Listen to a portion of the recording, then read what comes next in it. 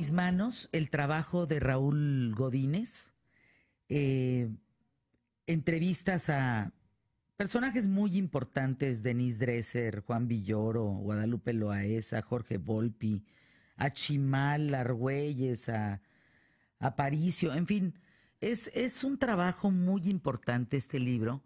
Está Omar Nieto, escritor, también aquí con nosotros. Trump, México te habla.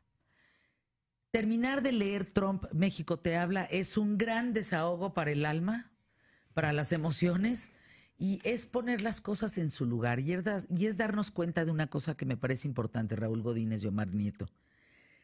Cuando nos unimos y nos ponemos de acuerdo en un concepto, tenemos una fuerza como mexicanos brutal. Podemos aplastar lo que sea. Basta ponernos de acuerdo, ¿no? Este libro es un ponerte de acuerdo en decir, México no es un país que tú puedas pesotear siendo presidente de Estados Unidos y siendo quien eres. ¿Qué les lleva a trabajar en esto? Bienvenidos. Gracias, Fernanda, gracias por invitarnos.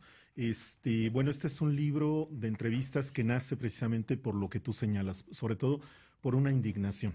Uno como ciudadano, como mexicano, está esperando a que un día el presidente, la Cancillería, los políticos, los empresarios levanten la voz y reclamen ante un primero candidato y hoy presidente de los Estados Unidos de América, que ha venido denostando al mexicano, al país, a los ciudadanos, a los conciudadanos, y estás esperando todo momento que surja una toma de actitud sobre todo. Y bueno, esto se tarda en llegar, y al contrario, vemos actitudes un tanto apocadas. Y bueno, finalmente lo que uno hace como periodista es salir a la calle y entrevistar a periodistas, a escritores, a ensayistas, a quienes están opinando sobre nuestra realidad nacional. Y entonces surge así este libro de Trump, México te habla, que incluye 28 entrevistas a importantes escritores mexicanos. ¿Por qué Donald Trump habla tan mal de México? Porque, digo, no lo conoce. Parece que políticamente esto se vuelve correcto y eso es lo que le da popularidad. Bueno, pues gracias por la entrevista a ti y a Raúl. Yo lo que creo es que el presidente Trump tiene una idea mediática, ¿no?, muy reducida de lo que es México. Desconoce la historia, es un personaje bastante inculto, ¿no? Lo podemos ver no solamente en la forma en la que escribe, con su sintaxis basta para saber desde cómo come, desde todo lo que lo rodea, ¿no? Lo genera, lo hace como un ser inculto, pues. Y desconoce la historia no solo en México, sino en muchos países, ¿no? Y el peso específico que tienen. Yo creo que desconoce que México tiene una relación cultural, social, histórica intensísima. No somos solamente el sur, ¿no?, de Estados Unidos. Fuimos y seguimos siendo la cabeza de América Latina, ¿no?, de un continente completo, ¿no? Representamos el segundo idioma más hablado en el mundo y somos la primer minoría como hispanos en Estados Unidos, ¿no? Y una fuerza laboral, insisto, social muy importante. ¿Por qué nos ve así? Bueno, pues porque también hay que tomar en cuenta que él está en campaña todo el tiempo, ¿no? Está pensando en la reelección, está pensando en sus electores, en avivar estos resentimientos que solo ha causado el propio sistema económico norteamericano. Yo pongo ahí en mi participación en la entrevista que me hace Raúl, que yo creo que Trump va a ser el símbolo de cómo el capitalismo, el modelo capitalista global, internacional, que ellos impulsaron, no, pues lo inventa el laissez-faire, lo inventa Inglaterra, lo impulsa Francia, etcétera, pero es el motor con el que han invadido países, han impulsado, la gran transformación mundial. Va de pronto caer poco a poco, porque resulta que durante los últimos 50 años los trabajadores blancos han sido de alguna manera olvidados, desplazados por una mano de obra mucho más eficiente, calificada, incluso más barata, que ha sido la latina. Y esto ha sido una bomba de tiempo en Estados Unidos. ¿Por qué Trump nos toma como bandera? Pues porque le está hablando a ese electorado, porque le está hablando a esos personajes, pero es muy peligroso, porque eso se puede volver en una xenofobia, ¿no? Ahora, no porque lo haga se va a resolver ese problema. Yo siempre digo, bueno, ¿qué pasaría si al trabajador blanco le pagaran lo mismo que a un migrante mexicano? O sea, pues no lo aceptaría, ¿no? Somos una fuerza realmente que ha construido de alguna manera por lo menos la mitad de Estados Unidos, el sur de Estados Unidos. Es que aquí cabe una reflexión que me parece importante, Omar Nieto, escritor, Raúl Godínez, escritor y periodista, de la gente que votó por Trump, que lo colocó y lo puso ahí como presidente de Estados Unidos. Esa gente, desde que está Trump en el poder, ¿gana más dinero? No. ¿Paga menos impuestos? No. ¿Tiene mejor servicios de salud? No. ¿Tiene becas? ¿Tiene nada? ¿Tiene posibilidad de viajar más? ¿Tiene posibilidad de nada? ¿Tiene más escolaridad? No. O sea, todas las respuestas en torno a es no. Entonces, ¿cómo puedes pensar que el discurso de un patán, de un hombre que es discriminativo, que es que divide, que polariza, que engendra odios, que engendra... ¿Cómo puedes pensar que un hombre así está en la presidencia y los otros piensan que les va mejor? Y no es cierto. Nada ha cambiado en sus vidas, ha empeorado. Exactamente. Lo que pasa es que lo que tenemos en la presidencia de Estados Unidos de América es sobre todo un empresario. Es un hombre que se sabe vender y que lo que está haciendo es vender un discurso. Le han llamado el discurso del odio actualmente, pero él precisamente ha estado trabajando en ese sentido para ese electorado al que le ha vendido esta idea. Entonces, nosotros, bueno, ya tuvimos un empresario en la presidencia de la República Mexicana con Vicente Fox y sabemos lo que es esto, ¿no? Un tipo que viene a hablar y a hacer un discurso muy logrado, pero que en la práctica, cuando lo tiene que llevar a efecto un trabajo político, social, cultural, económico, no hay de dónde, ¿no? En este libro, Juan Pablo Villalobos, asegura que todos, absolutamente todos, tendríamos que estar muy indignados, muy ofendidos, y demostrarle a Trump el poco conocimiento que tiene sobre la cultura mexicana. ¿Por qué habla así de México? Porque no lo conoce. Y ojo, aquí hay una reflexión interesante, ¿eh? No podemos tener presidentes de mira corta, pues, que no han viajado, que no tienen influencia de otros países, que no conocen otros países, que no conocen más allá de su propia riqueza. Porque hoy si no estamos en el mundo global, entonces ¿dónde vamos a estar? Tenemos que ver más allá.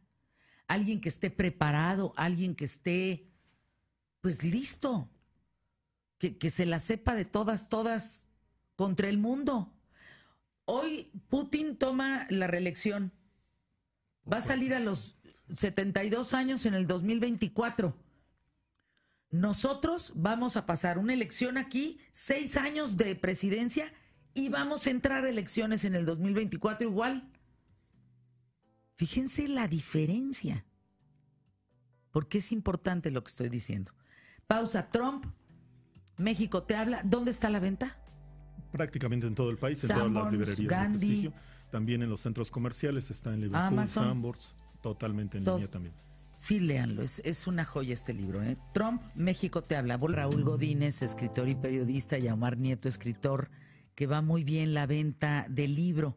Y me dices que sí, ¿verdad? Que Trump, México te habla, grandes escritores mexicanos opinan sobre Donald Trump. Está a la venta en todos lados. La portada, esta fotografía de Donald Trump, es que qué feo es este cuate, ¿no? Sí. Tiene unas expresiones faciales únicas, caray, únicas. Este dedo impunitivo, ¿no? Señalador, donde está diciendo la palabra fuck, ¿no? Es bárbaro, ¿no? Dice Elena Poniatowska que es la imagen de un troglodita lo que estamos viendo con él. Y creo que no se equivoca. No se equivoca. ¿Cómo fue el proceso de todas las entrevistas? Todos dijeron sí al unísono. ¿Cuánto tiempo te llevó a hacer este trabajo? Bueno, ¿Quién te faltó? Sí, yo calculé que iba a ser saliendo apenas como proyecto, un proyecto interesante. Cuando ves que un personaje de esta calaña hace este tipo de habladurías y si no hay nadie que le ponga coto, sabes que va a seguir hablando. Y bueno, nadie salía a callarlo, a decirle, a argumentarle, a responderle. Entonces, bueno, yo calculé eso y empecé a hacer estas entrevistas a escritores que para mí son importantes, que son significativos y que afortunadamente aceptaron por una cuestión de dignidad. Ellos habían estado o escribiendo en sus diferentes medios o esperando una oportunidad para poder opinar en torno al tema. Y eso es lo que yo me encontré en las entrevistas. Empecé a explorar qué preguntas podíamos realizar, sobre qué venía siempre la agresión de parte de este personaje. Y creo que se dieron materiales muy interesantes. Las entrevistas realmente fueron rápidas. Las habré concluido aproximadamente en 2 o 3 meses. Se lo planteé a esta editorial, que es Nueva Imagen. Le encantó el proyecto y salimos con un tiraje de salida de 4,000 ejemplares que están a punto de agotarse de manera muy rápida y donde lo que se ve es esto, es la voz de determinados escritores, de determinados personajes, puntualizando y dándole voz a lo que la gente piensa, siente y cómo lo perciben este hecho del que poco hemos percibido en los medios, pero sobre todo en el ámbito político.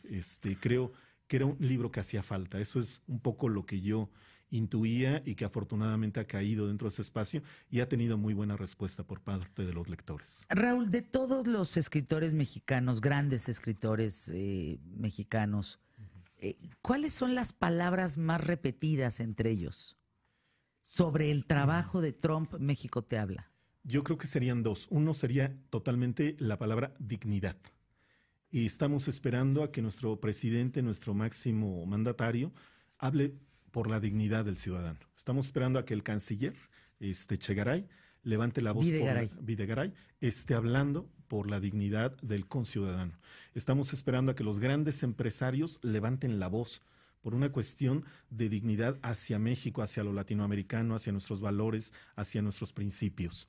Y nunca lo sentimos. Y entonces lo que uno percibe en la voz de estos escritores es esto, hablar por nosotros como ciudadanos, levantar la voz y decir, no estamos aceptando esto, somos capaces de afrontarlo con una postura digna y saber defender lo que es nuestra idiosincrasia. Creo que ese es el término más empleado dentro del libro, y el otro sería la otredad, que tenemos un presidente que no conoce al otro, no le interesa el otro, no sabe quién es. Y bueno, cuando no sabes quién es, pues puedes decir una serie de barbaridades. ¿Te imaginas dos presidentes vecinos que le vale madre el otro?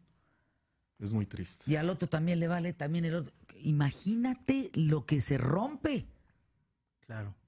Bueno, ¿a ti qué te dejó el libro, Omar? Pues mira, yo leyendo a todos mis compañeros, bueno, aquí hay voces muy, muy importantes. Está Elena Poniatowska, Lorenzo Meyer, Enarna Zavala, Alberto Ruiz Sánchez, Armando Ramírez, vaya, está Javier Sicilia, Lorenzo Juan Villorio, Chimal, Denise Dresser, ¿no?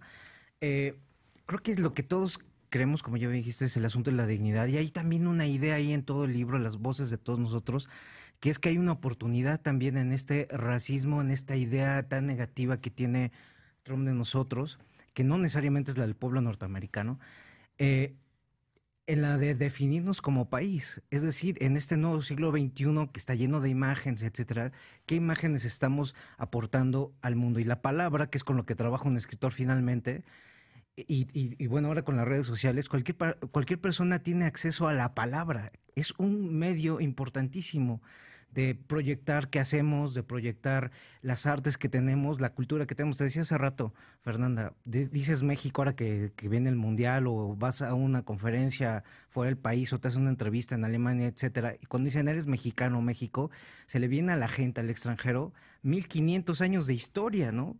Tenemos una cultura riquísima que ya la quisieran cualquier país que no tiene esa identidad, ¿no? Yo creo que los que ahora negocian el Tratado de Libre Comercio, cualquier mexicano que está en el extranjero, simplemente debe poner en la mesa esos 1500 años que tenemos de historia, tal vez mucho más. Las civilizaciones que yacen en México son una sobre otra, adelantadísimas.